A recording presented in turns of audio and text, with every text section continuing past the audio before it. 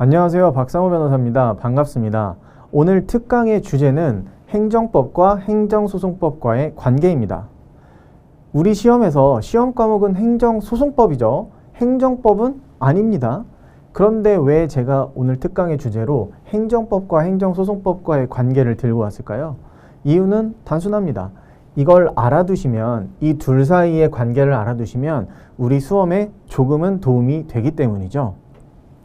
하나씩 한번 살펴보겠습니다. 행정법과 행정소송법과의 관계에 대해서요.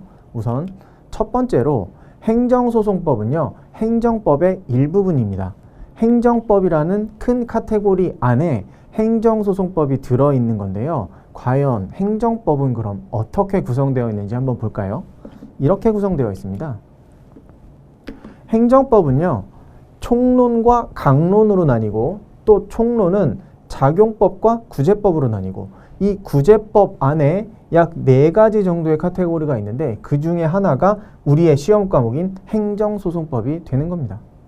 그렇다면 이 구성은요, 제가 여러 교수님들의 그 교과서를 보면서 구성을 좀 참조해서 수험적으로 만들어 놓은 거고요.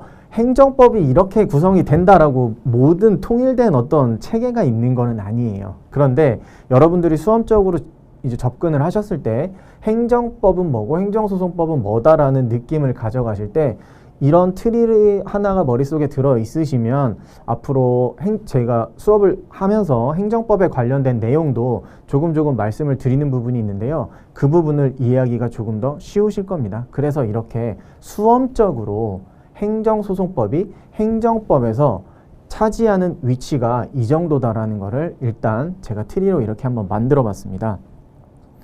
그러면 그래도 이렇게 총론, 강론 뭐 이런 말들이 나와 있는데 하나씩 설명을 좀 드려봐야겠죠. 우선 보겠습니다. 행정법 강론부터 보겠습니다. 행정법 강론은요, 뭐라고 보시면 되냐면 개별 행정법이에요. 이게 바로. 개별 행정법이 뭐냐고요? 행정법이라는 거는요, 단일 법전이 존재하지 않습니다. 우리 법전을 아무리 뒤져봐도 행정법이라는 거는 없어요. 물론 올해 2021년 9월 27일인가요? 24일인가? 그때부터 행정기본법이라는 게 하나 이제 시행이 됐습니다. 이게 어떻게 보면 행정에 관련된 가장 기초가 되는 법이라고 할 수 있고요. 그런데 행정법이라는 법은 없습니다. 그리고 제가 방금 말씀드렸던 행정기본법도 우리는 몰라도 됩니다. 왜냐면 우리의 시험 범위는 행정소송법이잖아요. 그래서 지금 뭘 말씀드리다가 여기까지 왔냐면 개별 행정법이라는 걸 말씀드리다가 왔는데요. 행정법 강론이라는 건 개별 행정법을 이야기하고요. 개별 행정법이라는 거는 여러분들이 앞으로 세무사가 되실 거니까 국세기본법, 그리고 법인세법, 소득세법, 부가가치세법, 이러한 다양한 법들, 이게 세무 관련된 법이죠. 조세 관련된. 그리고 건축법, 식품위생법, 그런 법들, 국가가, 지자체가 우월적 지위에서 상대방 국민에게 어떤 행위를 하는데 근거가 되는 법들, 그것들이 바로 개별 행정법이 되는 겁니다. 그러면 총론은 뭘까요?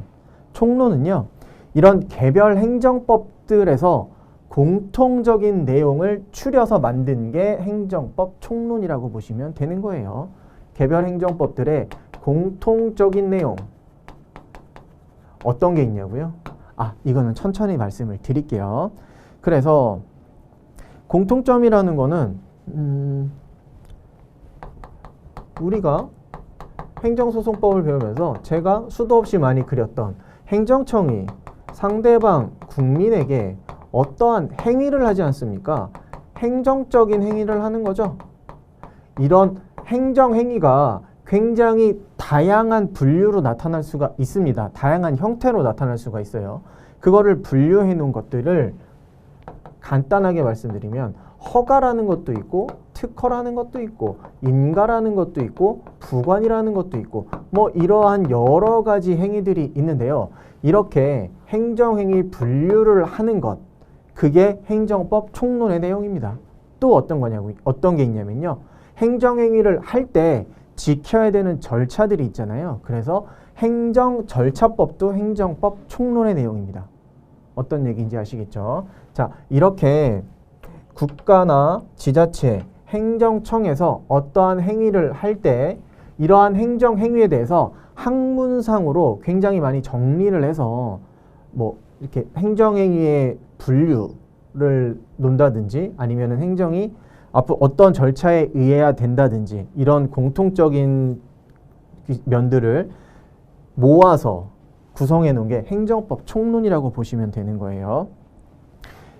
행정작용법, 행정구제법으로 나뉩니다. 행정법 총론은요. 그러면 행정작용법과 행정구제법은 무슨 차이가 있냐면요.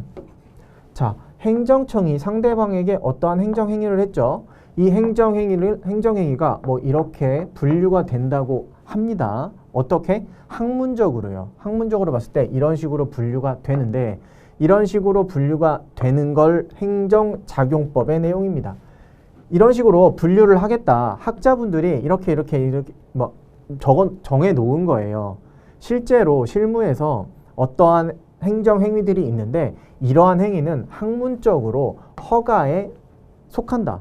이러한 행위는 학문적으로 특허에 속한다. 이런 것들을 분류하고 아까도 말씀드렸듯이 행정 절차에 대해서 이제 구성을 하고 있는 그런 법들을 행정작용법이라고 보시면 됩니다. 자, 행정작용법은 어디에 적용이 되는 거라고 보시면 되냐면 행정청이 상대방에게 어떠한 행위를 하는 것에 대해 초점이 맞춰져 있다고 보시면 되는 거예요. 이 행정행위가 뭐다? 행정작용법이 작동하는 행정작용법이 적용되는 부분이다. 이렇게 생각하시면 됩니다. 가장 간단하게 생각하시는 거예요. 행정청이 상대방에게 어떤 행정행위를 할 때 뭐 지켜야 될 절차도 있고 그리고 그 행정행위를 할 때 그 행정행위 자체의 성격들 뭐 이런 것들이 있는데 그런 것들을 규율하고 있는 것이 행정작용법이라고 보시면 되는 겁니다. 자, 그 다음에 뭐가 있죠? 이 행정행위에 대해서 상대방은 다투고 싶은 거죠. 그렇죠? 어떻게 다투나요? 만약에 우리가 지금까지 행정소송법을 배웠으니까 이거를 법원에 소송을 제기하는 거죠. 이 행정행위가 뭐라고 주장하면서 위법하다라고 주장을 하면서 즉 취소 소송을 제기하는 거죠. 이 행정행위가 위법하다라고 이야기를 하면서 취소 소송을 제기합니다. 그랬을 때 이 취소 소송이 앞으로 어떻게 진행되고 이 소송의 대상이 뭐고 이 소송이 어떻게 하면 적법하게 되는지를 이야기하는 그거를 규율하는 법이 뭐다? 행정소송법이 되는 거예요. 그러면 행정심판법은 뭐다? 여기가 법원이 아니고 뭐가 되는 걸까요? 행정심판위원회가 될 때 그리고 취소소송이 아니고 취소심판과 같은 행정심판을 청구하는 그런 것과 관련된 규정, 그게 바로 행정심판법이 되는 겁니다. 그리고 손해배상과 손실보상은 뭐냐면요. 행정청이 어떠한 행위를 해서 지금 상대방이 피해, 손해가 발생할 수도 있고 손실이 발생할 수도 있습니다. 손해와 손실의 차이는요. 손해는 위법한 행위로 인해서 발생하는 걸 말하고요. 손실은 적법한 행위를 했지만 그래도 발생하는 피해를 이야기합니다. 손해와 손실, 그냥 같이 피해가 발생했다고 생각하시면 되는 거예요. 피해가 발생했을 때 그런 것들을 배상, 보상받기 위한 절차, 그거는 손해배상, 손실보상. 즉 행정구제법은 뭐다? 행정작용법이 위에서 아래로 행정청이 어떠한 행위를 하는 거에 대해서 규율하고 있는 부분이라면 행정구제법은 이 상대방이 법원이나 행정심판위원회 같은 판단기관에 어떠한 행위를 할 때 어떠한 행위죠? 내 피해를 배상, 보상하든지 아니면 위법한 행정행위를 없애달라든지 뭐 이러한 것들로 인해서 이러한 것들을 청구하거나 제기할 때 적용되는 법령이라고 보시면 되는 거예요. 무슨 얘기인지 아시겠죠? 행정작용법은 위에서 아래로, 행정구제법은 아래에서 위로. 어떤 걸 규율하고 있는 건지 아시겠죠? 그 중에서 우리는 행정소송법이니까 중요한 건 뭐다? 우리는 법원에 제기하는 취소소송 위주의 행정소송이 가장 중요한 거가 되겠죠. 중요한 것이 될 것입니다. 행정법과 행정소송법의 관계를 말씀을 드렸습니다. 자, 그리고 나서 한번 넘어가 볼까요? 알아두면 도움이 되는 행정작용법의 내용. 우리의 시험 범위는 행정소송법이니까요. 행정소송법이니까요. 이 부분이 훨씬 더 중요한 거는 알고 있습니다. 그래서 기본 수업 시간에 이 부분에 대해서 계속 설명을 많이 드렸어요. 뭐다? 이 취소소송이 적법하기 위해서 어떤 요건들을 갖춰야 되느냐. 대상적격, 원고적격, 피고적격, 협의의 관할법원, 행정심판, 전치주의, 제소기간 등등등 그런 것들에 대해서 배웠고요. 소송의 이송 및 병합, 소외, 변경, 제3자의 소송 참가, 행정청의 소송 참가와 같은 소송 절차들에 대해서도 이제 배웠습니다. 여러분들이 수업을 아직 안 들으셨다면 그런 걸 배우실 거예요. 즉, 이 행정소송, 취소소송과 관련된 내용들을 배운 거예요. 그렇다면 제가 두 번째로 만든 주제가 행정작용법의 내용이었습니다. 행정작용법은 뭐라고 말씀드렸죠? 행정청이 상대방에게 어떠한 행위를 한다. 이때 이런 것들을 규율하는 부분이다 라고 말씀드렸죠. 자, 어떤 것들이 있냐면요. 행정행위 중 허가, 특허, 임과 부관 뭐 이런 것들이 있습니다. 이런 것들에 대해서 간단하게 또 설명을 한번 드려볼게요. 방금 전에는요. 행정청이 어떠한 행정행위를 한다고 했는데 이 행정행위가요. 그리고 행정행위라고 하는데 수업을 들으신 분들은 아시겠지만 여기 있는 행정행위 위치가 아니고 제가 보통 처분이라는 말을 많이 썼고 실제로 과세처분 아니면 뭐 영업 허가 취소 아니면 허가 뭐 이런 것들을 넣는 자리였거든요. 근데 지금은 여기서 행정행위로 쓰고 있는데 얘는 처분과 거의 유사하다. 지금 수험적으로는 그냥 동일한 개념이라고 생각하시면 됩니다. 행정행위와 처분에 대해서 뭔가 좀 다르다라고 이제 주장하시는 교수님들도 계시고 실제로는 다른 게 맞는데요. 우리 수험적으로는 그냥 같다라고 생각하시면 됩니다. 그래서 상대방에게 어떠한 행정행위를 하는데 이거를 규율하는 부분이 행정작용법이라고 그랬잖아요. 그렇다면 이 행정행위가 어떠한 형태로 나타날 수 있는지를 좀 보는 거예요. 일단 허가, 특허, 임과 부관 이거 4개에 대해서 한번 알아볼까요? 허가와 특허를 한번 비교를 해보겠습니다. 허가와 특허. 어떤 게 조금 더 상대방에게 유리하다? 어떤 게 처분 상대방에게 보다 더 많은 이득을 주는 걸까요?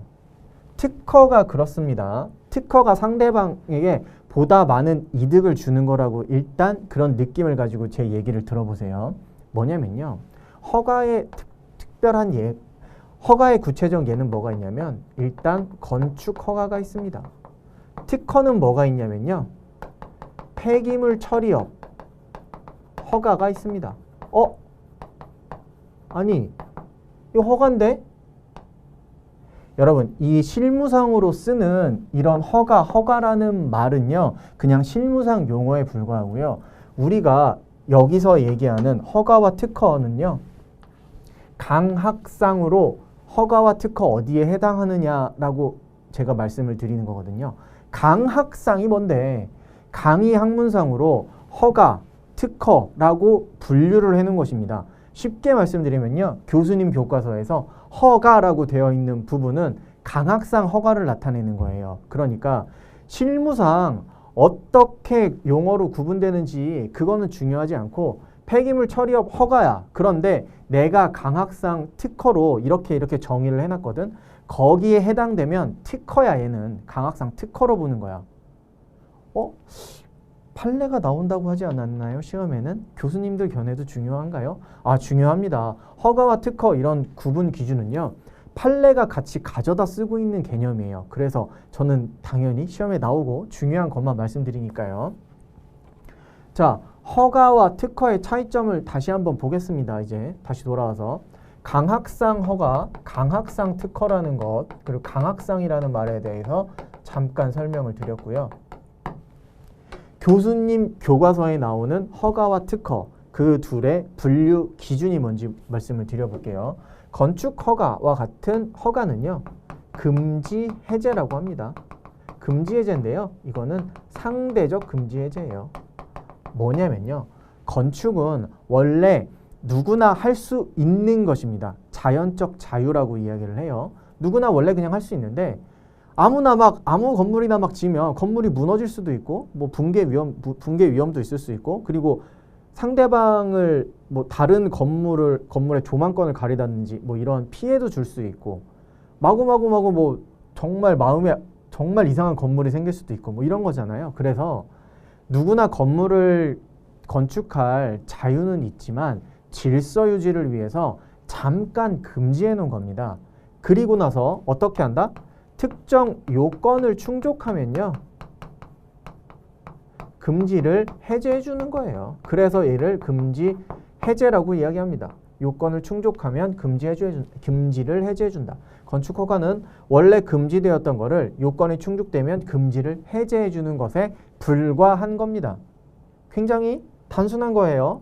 하지만 폐기물 처리업 허가와 같은 강학상 특허는요, 누구나 다 폐기물 처리업을 할 수 있는데 요건을 갖추면 그 사람에게 금지를 해제해 주는 그런 개념이 아니고, 어떤 특정한 경우에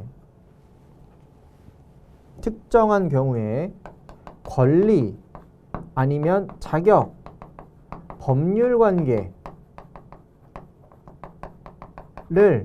설정해 주는 겁니다. 금지했다가 금지를 풀어주는 정도가 아니고요, 원래 없던 권리나 자격이나 법률 관계를 그 사람에게 특별히 설정해 주는 거예요. 마찬가지입니다. 얘도 특정 요건이 필요해요. 그래서 요건이 충족되어야만 이렇게 설정을 받을 수 있는 겁니다. 이러한 것들을. 그렇다면 뭔가 뭐 금지했다가 요건 충족되면 금지가 없어져서 어떤 행위를 할 수 있고, 얘는 아예 없던 건데 요건이 충족되면 뭐 권리를 설정받아서 어떤 행위를 할 수 있고, 뭐 비슷한 거 아닌가요? 현실적으로 건축 허가의 요건을 충족하는 게 쉬울까요? 폐기물 처리 허가의 요건을 충족하는 게 쉬울까요? 건축 허가 요건 충족하는 게 훨씬 쉽겠죠. 이렇게 강학상 특허를 받기 위해서는요, 굉장히 까다롭고 여러 가지 어려운 요건들을 충족하는 게 필요합니다. 보통은. 왜냐하면 보다 큰 권리, 법률 관계가 나한테 설정되는 거니까요. 자, 얘 하나 더 들어드릴게요. 운전면허는 강학상 허가로 봅니다. 그러니까 운전을 할 수 있는 자연적 자유는 누구에게나 있는데, 그거를 뭘 위해서? 질서 유지를 위해서 잠깐 금지시켜 놨다가 해제해 주는 거예요. 그래서 운전을 할 수 있는 자연적 자유가 회복되는 거죠. 금지가 해제되는 거죠. 일정한 요건, 운전면허를 취득한다는 요건을 이제 충족하게 되면요. 그리고 얘는 뭐냐면 운전면허와 대응되는 개인 택시 면허입니다. 개인 택시 면허는요, 여러분, 내가 혼자서 운전하는 게 아니고 유상으로 돈을 받고 특정 손님들을 태워서 어디다가 이제 안전하게 데려다 주는 역할인 거잖아요. 그래서 이 개인 택시 면허를 따기 위해서는, 발급받기 위해서는 뭔가 요건들이 운전면허를 취득하는 것보다 훨씬 더 많은 요건들이 필요합니다. 개인 택시 면허를 강학상 특허로 봅니다. 권리, 유상으로 보통 다른 사람을 목적지까지 데려다 줄 수 있게 하는 권리를 설정받은 거죠. 그렇죠. 운전면허, 그냥 내가 원래 운전할 수 있는 자유가 있었는데 운전면허 취득함으로써 잠깐 금지되어 있던 걸 해제해 주는 것에 불과하다. 이게 바로 허가와 특허의 차이입니다. 허가와 특허의 차이는 우리 시험에서 어느 부분에서 나오냐면요, 협의의 소익 부분, 취소 소송의 소송 요건 중 협의의 소익 부분에서 이 두 가지 구분을 할 상황이 생깁니다. 허가는 또 뭐가 있었죠? 담배 소매인 지정이 있었고요. 그리고 반대로 썼네요. 담배 소매인 지정이 특허죠. 담배 소매인 일정 구역 내에서 일반 소매인입니다. 일정 구역 내에서 나만 담배를 팔 수 있는 권리를 설정받는 거잖아요. 허가는 뭐다? 목욕장 영업업. 목욕장 영업 허가. 그러니까 여기서도 말이 담배 일반 소매인 지정이라는 말이죠. 근데 이걸 뭘로 본다? 강학상 특허로 본다. 목욕장 영업 허가, 얘는 허가고 강학상으로도 허가가 되는 겁니다. 이런 식으로 허가와 특허를 구분하실 수 있으면 이런 느낌을 가지고 협의의 소익 부분 가셔서 수업을 들으시면 조금 더 쉽게 이해하실 수가 있을 겁니다. 그리고 인가를 보겠습니다. 허가와 특허의 구별을 한번 말씀드렸고요. 인가를 보시면 인가는요, 항상 뭐가 앞에 따라 나와야 되는데 그게 뭘까요? 기본행위입니다.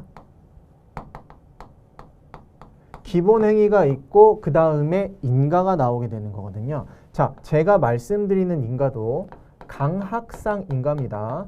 교수님 교과서에서 인가 부분을 찾아보시면 인가에 대한 정의가 나오고요. 이러한 것들을 강학상 인가라고 하는데 실무에서는 뭐 이러한 것들이 있다 예로 이렇게 나오거든요. 뭐가 있냐고요? 토지거래 허가가 있습니다. 토지거래 허가가 뭐냐면요. 그린벨트 아시죠? 그린벨트가 뭐죠? 개발제한구역.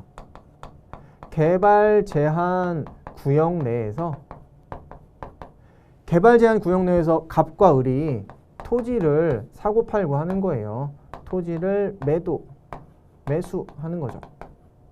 자, 그러면 이렇게 둘 사이에 토지를 사고 팔고만 하면 둘 사이에 거래가 끝나면 이제 토지는 을게 되는 것이냐? 그게 아니에요.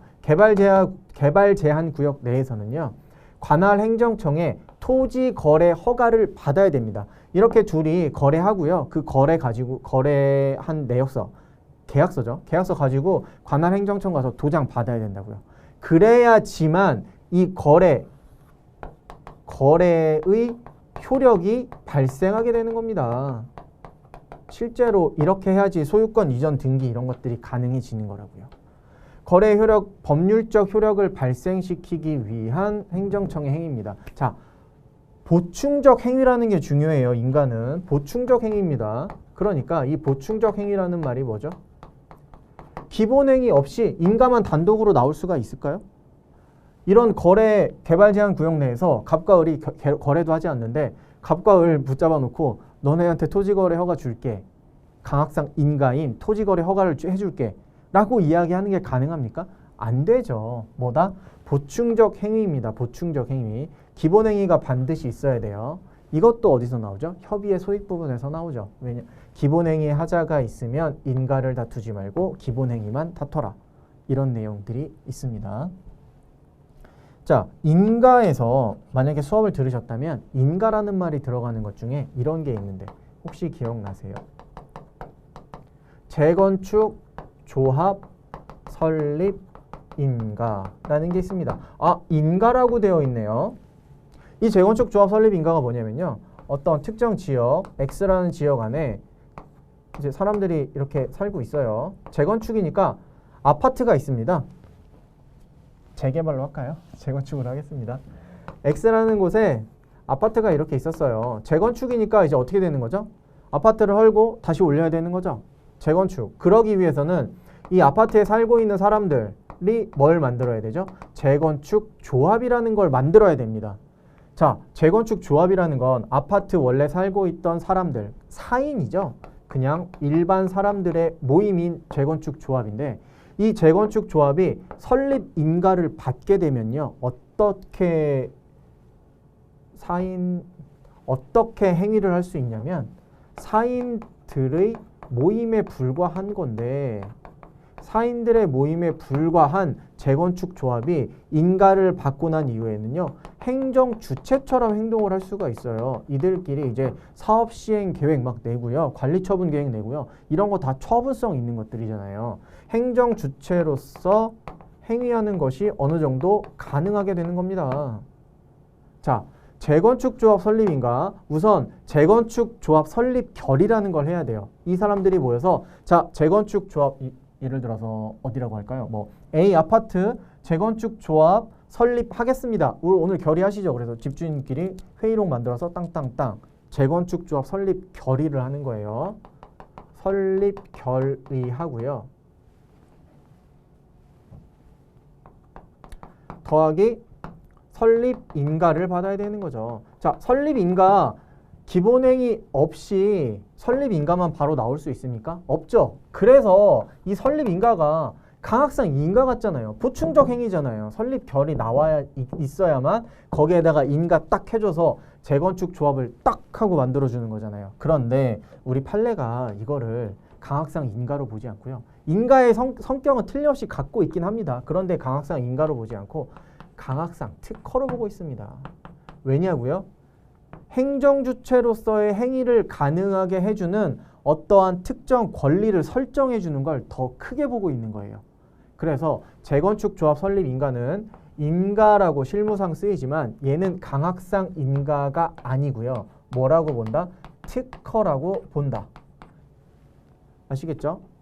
물론 이게 강학상 인가야 특허야 이거는 행정작용법에서 나오는 거니까 우리 시험에서 이런 문제가 나오지는 않습니다. 하지만 재건축 조합 설립 인가에 대해서는 제가 수업 시간에도 여러 번 말씀을 드릴 거니까 일단 이 인가의 성격이 강학상 특허다라는 거를 우선 말씀을 드려봤습니다.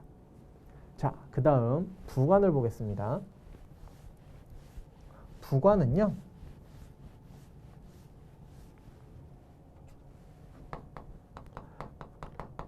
그냥 이렇게 생각하세요. 조건 달았네. 이렇게 생각하세요. 이게 또 애매한 게요. 여러분, 강학상 조건도 또 있습니다. 부관이 여러 가지 종류, 이제 분류가 좀 여러 가지로 돼요. 그 중에서 부담도 있고 조건도 있어요. 그런데 이 조건은 그렇게 이제 법률상 의미 조건이 아니고 그냥 여러분들이 생각하시는 너 조건 달아. 너 어떤 행동하기 위해서 조건 달고 있어. 뭐 이런 식의 조건이라고 생각하시면 되는 건데요. 자, 이 조건 달았네가 어떤 의미인지 보세요.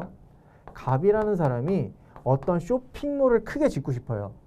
타임스퀘어를 짓고 싶습니다. 그래서 행정청으로부터 영등포 구청장 정도가 되겠어요. 쇼핑몰 설립 허가를 받고 싶은 거예요. 신청을 하니까 쇼핑몰 설립 허가를 내줍니다. 그런데 굉장히 크죠. 타임스퀘어 같이 거대 대형 쇼핑몰을 지으려면요. 행정청이 그냥 주지 않고요. 어떤 행동을 하냐면 이렇게 합니다. 근처에 도로를 만들어라 네가. 자, 여기에 이만큼 네가 지금 쇼핑몰을 짓고 싶다고? T 쇼핑몰이에요. 이렇게 도로 네가 싹 만들어. 여러분, 도로는요. 이렇게 도로 네가 만들어. 여기까지 다 만들어야 돼. 너 쇼핑몰 짓는 대신 네가 도로 만들고 도로는 개인 겁니까? 공공의 것이죠. 그 다음 우리 구에 기부 체납해 내놔 라고 하는 거예요. 도로 기부 체납 의무를 부과합니다. 자, 보세요. 뭔가 수익적 행위를 해주면서 조건 하나 달았죠. 조건 달았잖아요. 이거 해줘야지 이렇게 내줄 거야 라고 이야기하는 거예요. 자, 얘는요. 침익적 처분입니다. 아니 상대방은요. 쇼핑몰 설립 허가만 받고 쇼핑몰을 만들고 싶지 기부 체납 받고 싶습니까? 기부 체납 하고 싶습니까? 이런 의무 있고 싶어요? 당연히 아니겠죠. 그래서 상대방은 뭐만 다투고 싶습니까? 쇼핑몰 설립 허가는 그대로 갖고 있고 싶고 도로 기부 체납 의무 부과된 부분은 취소시키고 싶은 거예요. 그런데 보세요, 여러분. 이 두 개가 같이 나온 거잖아요. 여기 이거 주된 거 주면서 이 종된 거를 준 거잖아요. 행정청의 입장에서는. 그러니까 행정청에서는 너 이것만 지금 따로 그거 하고 따로 다투고 싶다고? 그럼 이것도 안 줄 거야. 막 이렇게 얘기하고 싶어요. 그런데 우리 법원은 어떻게 보냐면요. 자, 이거 나눠서 볼게. 수익적 행위 하나 간 거지. 그리고 다시 침익적 처분인 의무 부과, 기부 체납 의무를 부과한다는 기부 체납 처분이 하나 또 나간 거야.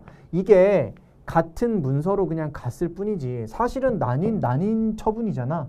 판례는 이렇게 보고 있습니다. 따로따로 보고 있어요. 그러니까 이 기부 체납 처분, 이 조건에 대해서만도 취소 소송을 제기할 수 있다고 보고 있어요. 자, 부관은 어떻게 이해하셔라? 우리 그냥 생각하는 언어로 뭔가 조건을 달았네. 조건을 달기 위해서는요. 뭔가 좋은 행위를 하나 해주면서 상대방에게 이익이 되는 행위를 하나 하면서 뭔가 안 좋은 불이익 처분을 하나 주는 거예요. 그게 바로 조건인 거죠.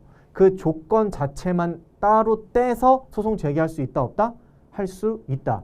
얘는 그냥 두고 얘만 없애고 싶은 게 갑의 지금 목적이잖아요. 그게 가능하다 가능하지 않다? 가능하다가 되겠습니다.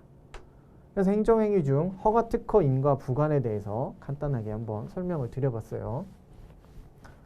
제가 이 특강 수업을 한 20분 정도로 생각을 했는데 벌써 30분이 지났네요. 자, 그 다음 무효사유와 취소사유의 구별 여기까지 하고 종료하겠습니다.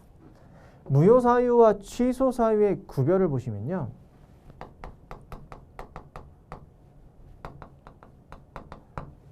무효와 취소 어떤 게 더 하자가 크고 어떤 게 더 하자가 작다고 보이시나요? 자, 우선 대원칙입니다. 무효 사유가 하자가 큰 거를 의미하고요. 취소 사유라는 게 하자가 작다라는 걸 의미합니다. 제가 여러분들한테 그래도 법을 말씀드리고 있는데 하자가 크다, 작다 이 정도만 말씀드리면요. 굉장히 법률적이지 못한 문장이잖아요. 우리 판례는 이 무효와 취소의 구별 기준에 대해서 정확하게 가지고 있는 원칙이 있어요. 그게 뭐냐면요. 중대명백설입니다. 자, 하자가 중대하고 명백하면 뭐다? 무효가 됩니다. 하자가 중대하고 명백하면 무효예요. 하자가 중대한데 명백하진 않아요. 하자가 중대하지 않지만 명백합니다. 하자가 중대하지도 않고 명백하지도 않아요. 자, 이랬을 때는 취소 사유가 됩니다. 하자가 중대하지도 않고 명백하지도 않으면 무슨 위법 사유, 취소 사유도 안 되는 거 아닌가요? 하자가 중대하지 않고 명백하지 않지만 단순 위법은 있을 수가 있겠죠. 이런 경우를 단순 위법이라고 합니다. 이럴 때 뭐다? 취소 처분에 취소 사유가 있다. 취소 사유에 불과하다라고 이야기를 하는 거예요. 하자가 큰 무효, 하자가 작은 취소. 둘 차이가 있겠죠. 구별하는 거는 중대 명백설로 구별을 하는 거고 하자가 중대한지 명백한지에 따라서 구별을 하는 거고 둘 사이에 차이가 있을 거 아닙니까? 자, 행정청이 마찬가지로 어떠한 행위를 했습니다. 상대방에게 처분을 했는데 이 처분이 만약에 무효라면요. 원래부터 효력이 없는 거가 되는 거예요. 이 처분 자체가 무효라는 건 원래부터 효력이 없는 게 되는 거예요. 하지만 취소 사유라는 거는 뭐냐면 이후에 취소 소송을 통해서 인용 판결이 확정돼서 이 인용 판결이 나옴으로써 처분이 취소가 됩니다. 취소 소송이니까 인용 판결은 취소 판결이죠. 취소 판결이라고 하는 건 이 처분이 취소가 된다는 거죠. 처분이 취소되기 전까지는 유효한 겁니다. 상대방 이게 처분이 나왔어요. 그러면 이 처분은 일단 유효하게 가는 거예요. 무효가 아닌 이상은 계속 유효하게 가다가 판결이 딱 나오는 순간 무효가 되는데 이쪽으로 소급해서 없어지긴 하거든요. 하지만 이미 시간은 계속 지나고 있고 이때는 유효로 판단이 됩니다. 즉 취소되기 전까지는 유효성을 이제 담보받는 거예요. 그게 바로 뭐다? 취소 사유다. 무효는 원래부터 무효다. 그러니까 원래부터 없다. 원래부터 이 처분의 효력이 없는 거다. 하자가 크니까 당연히 빨리 그 효력을 부인해야 되겠죠. 그렇게 생각하시면 되는 겁니다. 무효사유와 취소사유 지금 보고 있는데요. 중대명백설에 대해서 다시 한번 또 조금 더 설명을 드릴게요. 그러면 도대체 하자가 중대한 건 뭘 중대하다고 하는 거야? 법률의 중요한 부분을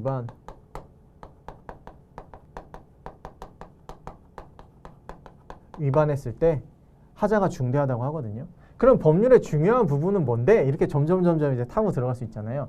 자, 그런 거는 제가 판단하나요? 아니죠. 법원이 판단합니다. 결국에 이 중대하다는 법원이 판단하게 되는데 이 중대하다는 거에 대해서 법원이 그래도 어느 정도 조금 더 구체적으로 판시한 게 이런 내용입니다. 법률의 중요한 부분을 위반하고 상대적으로 큰 위반이어야 된다. 뭐 이런 말들을 하고 있어요. 그리고 명백한 거는 뭘 이야기하냐면요. 외관상 명백해야 되고요. 그 다음에 일반인을 기준으로 봐서 일반인이 봤어도 이게 무효인 게 명백해야 된다라는 기준을 가지고 있습니다. 예를 한번 들어볼까요? 예를 들어서 제가 종종 드는 예인데요. 어떤 영업 허가를 받아서 영업을 하고 있는 사람에게 행정청이 허가 취소를 하는 거예요. 자, 구청장이라고 보겠습니다. 구청장이 상대방에게 허가 취소를 해요. 그러면서 어떻게 한다? 말로만 한다. 자, 왜 허가 취소하냐면요. A 요건 미비라고 허가 취소를 하는 거예요. 너 A 요건을 갖추지 못했네. A 요건을 위반했네. A 요건 위반했으니까 허가 취소한다. 라고 말로만 하는 겁니다. 아니, 허가 취소라는 중대한 처분을 하는데 말로만 하는 게 말이 됩니까? 어떻게 해야 되죠? 문서 제대로 갖추고 근거 제대로 적고 해서 문서로 날려야 되겠죠.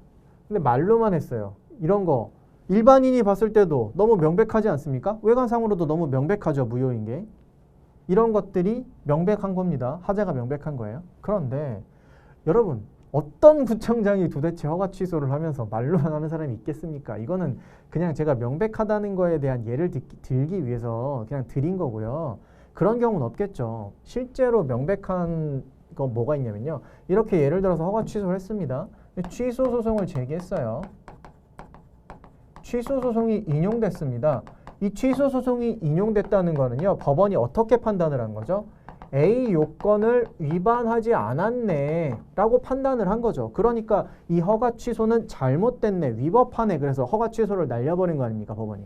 그런데 이 X구청장이라는 분이 법원에서 그렇게 판결이 나왔군요. 그래서 허가 취소가 없어졌군요. 다시 한번 허가 취소합니다. 다시 한번 허가 취소하는데 요건을 뭐라고 달아요? A 요건 위반했습니다 라고 또 다는 거예요. 물론 이 도중에 또 A 요건 위반했을 수도 있지만 그런 적은 없었어요. 자, 이거 보세요. 첫 번째 처분이 이렇게 있었는데 법원에서 어떻게 판단했습니까? A 요건 위반 아니네라고 판단을 해서 원래 구청장이 했던 허가 취소를 없앴는데 다시 한번 이렇게 했다는 거는 법원의 판단은 개나 줘라. 나는 법원의 판단을 신경 쓰지 않겠다. 이런 거잖아요. 외관상 일반인이 봐도 명백하지 않습니까? 명백해서 무효라고 봅니다. 이런 처분을 뭐라고 하냐면 기속력에 위반된 처분이라고 해요. 행정소송, 취소소송의 인용 판결이 나오면 특정한 힘들이 생깁니다. 그 중에 하나가 뭐다? 기속력인데 이렇게 하는 거는요. 반복금지효, 기속력 중에 반복금지효에 반하게 됩니다. 똑같은 처분을 똑같은 상대방에게 똑같은 이유로 하면 되겠습니까? 안 되겠습니까? 안 되죠. 그럴 거면 법원이 뭐가 필요합니까? 그래서 이런 처분은 만약에 나온다면 어떻게 된다? 바로 무효다라고 되는 겁니다. 무효사유와 취소사유의 구별 말씀드렸고요. 무효사유에 대해서는 제가 이렇게 자세하게 설명을 드린 이유가 무효사유는 그렇게 현실에서 많지가 않습니다. 실제로 행정청이 어떠한 처분을 할 때 어느 정도 절차와 형식을 갖추고 법의 근거가 있으니까 처분을 하는 경우가 굉장히 많겠죠. 이렇게 무턱대고 막 하지는 않을 거 아니에요. 그래서 취소 사유는 대부분의 위법 사유가 있는 거는 취소 사유에 불과하다. 그러니까 취소되기 전까지 행정처분은 유효하게 이제 효력이 유지가 되게 됩니다. 그래서 취소 사유에 대해서는 딱히 예를 들어서 설명을 드리지 않았고요. 무효사유가 굉장히 특이한 경우이기 때문에 무효사유에 대해서 설명을 드렸습니다. 자, 취소사유와 무효사유의 구별은 우리 시험에서 우리 소송법, 행정소송법에서 어느 부분에서 한번 볼 가치가 있죠? 주장책임과 증명책임 쪽에서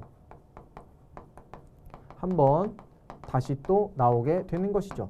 주장책임, 증명책임 수업 들으실 때 제가 다시 한번 무효사유와 취소사유의 구별에 대해서 이것보다 조금 더 간단하게 하지만 충분히 설명을 드릴 겁니다. 거기서 한번 수업을 들으실 때 아, 그때 특강에서 무효사유, 취소사유 그런 식으로 이야기했었지 라고 생각해 주시면 되겠습니다. 그래서 오늘 특강은요. 행정법과 행정소송법과의 관계에 대해서 간단하게 한번 알아봤고요. 행정소송법 여러분들이 수험을 준비하시면서 행정작용법 우리 시험 범위와 정확하게 우리 시험 범위에 완전히 포함되는 건 아니지만 행정작용법의 특정 내용들을 알고 계시면 행정소송법을 공부하실 때 도움이 되시는 부분 위주로 해서 설명을 드려봤습니다. 오늘 특강은 여기까지 하고요. 다음에 또 뵙도록 하겠습니다. 감사합니다.